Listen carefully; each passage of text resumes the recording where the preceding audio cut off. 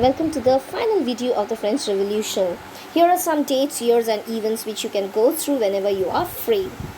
20th June 1789, with the tennis court oath, we ended our second video. Today we start with the storming of Bastille, July 14, 1789. We already discussed about it in the previous video, in the first video rather.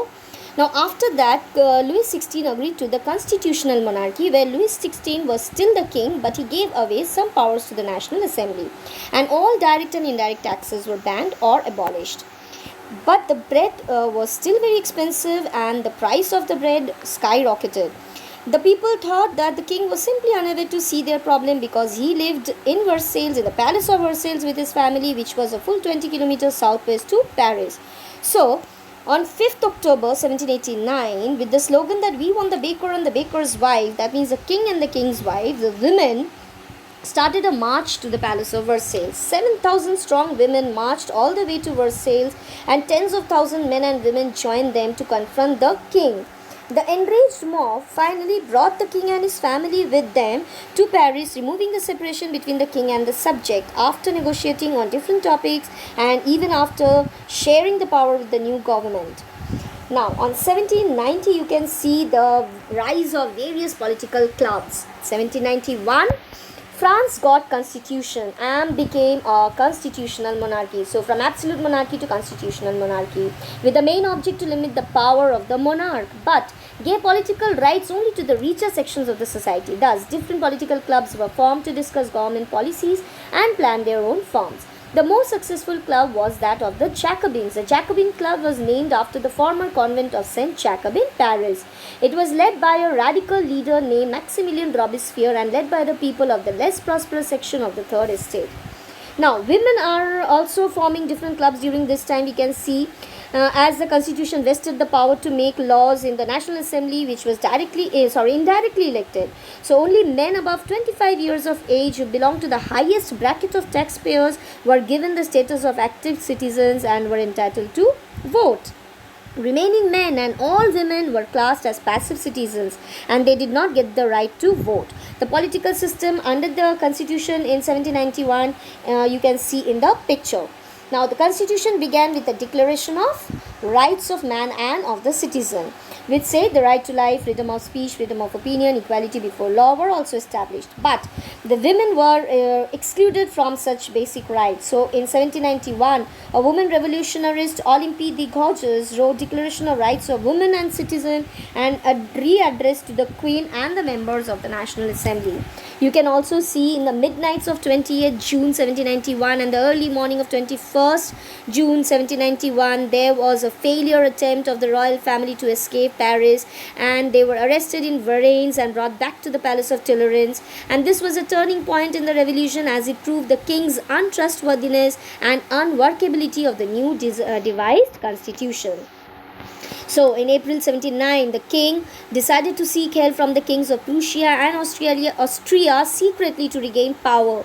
But the National Assembly was well informed. They attacked these two countries and declared a war. On August 10, 1792, Louis XVI was found guilty of treason and was therefore arrested from the Palace of Tuileries and sent to prison for being found guilty of being a traitor. Later, the Assembly voted to imprison the royal family as well. 21st September 1792, a new elected assembly called the National Convention was elected, headed by Maximilien Robespierre again. It abolished the monarchy and declared France a republic. So, no one's gonna be a king anymore. Powers were in the hands of the people. France from monarchy went to republic without a king. So, France declared itself a republic without a king. So, on 21st January 1793, Louis XVI was executed publicly and guillotined. October 16, 1793, Marie Antoinette met with the same fate. What was guillotine? Guillotine was a device invented by Dr. Joseph Guillotin, consisting of two poles and a blade with which a person is beheaded. It was also known as the national razor. 1793 to 94, when the revolution became a bit crazier with the reign of terror under Robespierre. Though meat and bread were rationed, usage of expensive white flour was forbidden. Everyone was required to eat the pain de Gautier or the bread for equality. The rich and the poor had the same bread. A loaf of bread made of whole wheat. But Robespierre followed a policy of severe control and punishment. Clergy, nobles, members of other political parties, even members of his own party who disagreed with his methods were arrested, imprisoned, and guillotined. Women's clubs were forced stopped. People like Danton and Olympe de Gouges were also guillotined, along with almost other 40,000 people during this period. Slavery was also abolished in this period as one good step. July 1794, when his supporters demanded moderation, people were against Robespierre, and he was convicted by a court, arrested, and sent to guillotine. 1795, the Directory replaces the Convention. The fall of the Jacobin government allowed the wealthier middle class to seize power. A new constitution was introduced. A Directory was appointed in 1795, which was an executive made up of 5 members.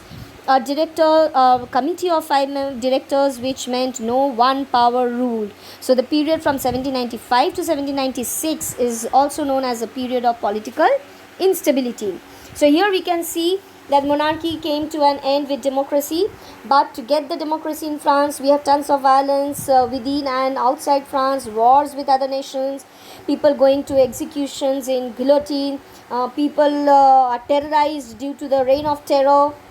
Then when it's all said and done, the French Revolution comes to an end with the Directory, but then it goes through another period which is not sure what's going on, as the government is still not working well because people are still poor and hungry. There are still fights going on, and eventually we end up with this guy right here, Napoleon Bonaparte, who seized control of the government which was losing power. He formed a new government called the Consulate, and being the first consul made him the dictator of France. And eventually in 1804, he crowns himself as the Emperor of France. So we are kind of right back to absolute monarchy. So in France, democracy lasted only about 9 years. So unlike the American colonies, France really struggled with democracy. France struggled to figure it out, how to make a government that worked and that could make everybody feel good and positive and actually put the country on the right track. So when Napoleon crowned himself the king, we can see from absolute monarchy to constitutional monarchy to limited constitutional monarchy to republic, France get back to absolute monarchy again. Napoleon, who was initially seen as a liberator who would bring freedom, was soon found to be an invader.